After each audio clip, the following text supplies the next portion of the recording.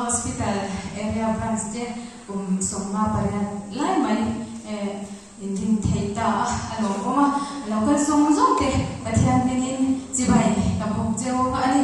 tin hei kwalian hi in han som thiam khop mai ka ti ga ni zana me ron tia kwalian don ti po kha soi si lawa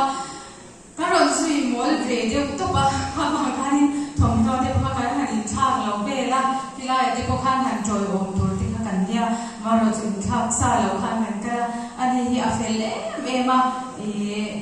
ai ngai to ma chu a kwalian don ti po khan ni zana me shil lo shim ani chu han ka ni na ya da ba song be le be tur khan kan han ni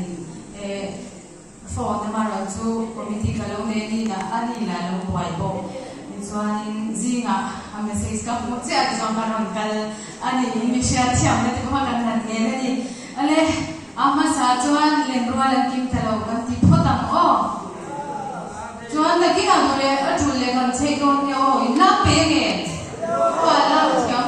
na ka tak tak in ma kan la ma